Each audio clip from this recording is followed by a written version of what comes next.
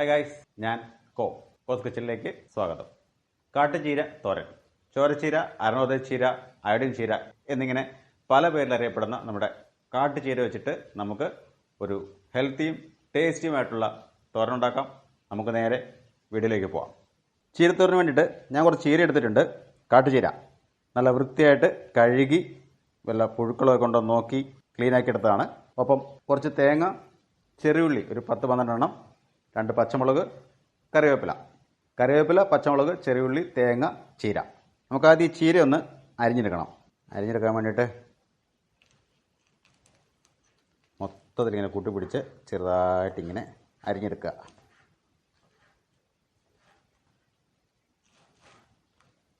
ഇങ്ങനെ മൊത്തത്തിൽ അരിഞ്ഞെടുക്കാം. ഈ ചെറിയ ഇളത്ത തണ്ടില്ലേ, അത് ഉപയോഗിക്കാവുന്നതാണ്. നമുക്കത് ചെറുതായിട്ട് അരിഞ്ഞിടാം. ഇപ്പം എങ്ങനെ അരിഞ്ഞെന്ന് മനസ്സിലായല്ലേ? ഞാനത് മൊത്തം അരിഞ്ഞെടുത്തിട്ട് വരാം.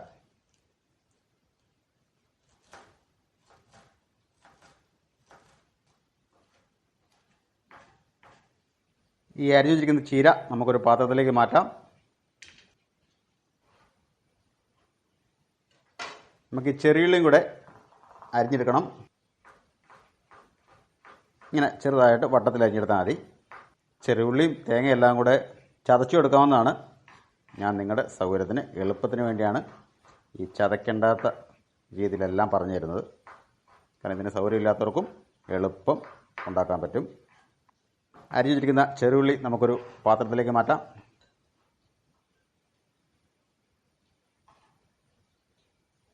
ഇതിവിടെ ഇരിക്കട്ടെ. പച്ചമുളക് നമുക്ക് ആവശ്യത്തിനാണ് കേട്ടോ. അതായത് നിങ്ങളുടെ എരിവിന് ആവശ്യത്തിന് പച്ചമുളക് ചേർക്കാവുന്നതാണ്. ഞാനിപ്പോൾ 2 പച്ചമുളക് ചേർക്കുന്നുള്ളൂ. ഇങ്ങനെ ചെറുതായിട്ട് വട്ടത്തിൽ അരിഞ്ഞെടുക്കുക. ഞാനിതിൽ ഇഞ്ചിയോ വെളുത്തുള്ളിയോ ഒന്നും ചേർക്കുന്നില്ല കേട്ടോ. അതിൻ്റേതായ ഒരു ടേസ്റ്റ് ഇരിക്കട്ടെ.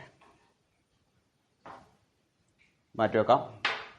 ഈ അരിഞ്ഞു വെച്ചിരിക്കുന്ന ചീരയിലേക്ക് ചെറിയ തേങ്ങ, ചെറിയുള്ളി, പച്ചമുളക് അരിഞ്ഞത്, കറിവേപ്പില,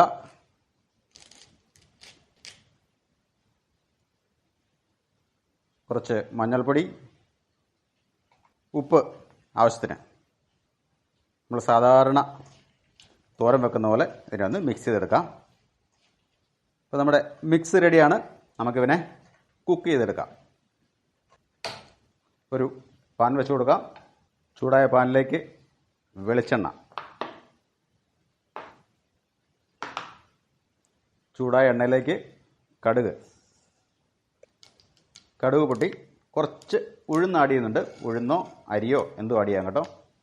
കൂടെ കുറച്ച് ഉണക്കമുളകും കൂടെ, 2 ഉണക്കമുളക്. ഇതൊന്ന് മൂത്ത് വന്നിട്ടുണ്ട്. നമുക്കിതിലേക്ക് നമ്മുടെ മിക്സ് ആഡ് ചെയ്ത് കൊടുക്കാം. പ്രൊസീജിയറിലൊന്നും ഒരു മാറ്റവും ഇല്ല. മിക്സ് ആഡ് ചെയ്ത് കൊടുത്തു. പിന്നെ ഒന്ന് ജെൻറ്റിലായിട്ടൊന്ന് ഇളക്കി ഒരു 3-4 മിനിറ്റ് മാക്സിമം ഒന്ന് വേവിച്ചെടുക്കുക. ഈ ചീരയിലൊക്കെ കുറച്ച് വെള്ളമുണ്ട്. അതുകൊണ്ട് വേണമെങ്കിൽ മാത്രം വെള്ളം ആഡ് ചെയ്താൽ മതി. ഞാനിപ്പം വെള്ളമൊന്നും ആഡ് ചെയ്യുന്നില്ല. നന്നായിട്ടൊന്ന് മിക്സ് ചെയ്തിട്ടുണ്ട്.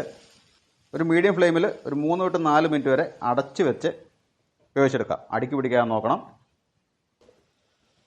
ഏകദേശം ഒരു 3 മിനിറ്റ് ആയിട്ടുണ്ട്. ഞാൻ അതിൻ്റെ ഇടയ്ക്ക് ഇളക്കി കൊടുത്തിരുന്നു കേട്ടോ. ശ്രദ്ധിച്ചോണം, അടിക്ക് പിടിക്കാതെ. നല്ല ഡ്രൈ ആയിട്ട് വന്നിട്ടുണ്ട്. അപ്പം നമ്മുടെ ചീരത്തോരൻ റെഡിയാണ്. വളരെ സിമ്പിളാണ്, നല്ല ടേസ്റ്റിയും ഹെൽത്തിയുമാണിത്. ഇപ്പോൾ സാധാരണ പറയുന്ന പോലെ ഇനിയും ഡ്രൈ ആക്കണമെങ്കിൽ ഒരു 2 മിനിറ്റ് ഇങ്ങനെ ഇളക്കിക്കൊണ്ടിരുന്നാൽ മതി. എല്ലാവർക്കും ട്രൈ ചെയ്ത് നോക്കാവുന്നതാണ്. നമ്മുടെ വീട്ടുവളപ്പിലൊക്കെ ഉണ്ടാകുന്ന ഒരു ഇലക്കറിയാണിത്. ഇലക്കറികൾ അറിയാമല്ലോ, ശരീരത്തിന് വളരെ നല്ലതാണ്. എല്ലാവരും ട്രൈ ചെയ്ത് നോക്കുക, അഭിപ്രായങ്ങൾ അറിയിക്കുക. നിങ്ങളുടെ പ്രോത്സാഹനം വളരെ അനിവാര്യമാണ്. അപ്പം നമ്മുടെ തോരൻ ഞാൻ ഓഫ് ചെയ്യുകയാണ്. അപ്പം നമ്മുടെ കാട്ടുചീര തോരൻ റെഡിയാണ്. വളരെ സിമ്പിളാണ്, ടേസ്റ്റിയാണ്, വളരെ ഹെൽത്തിയാണ്. എല്ലാവരും ഇതൊന്ന് ട്രൈ ചെയ്ത് നോക്കുക, അഭിപ്രായങ്ങൾ അറിയിക്കുക. നിങ്ങളുടെ അഭിപ്രായങ്ങൾ വളരെ വിലപ്പെട്ടതാണ്.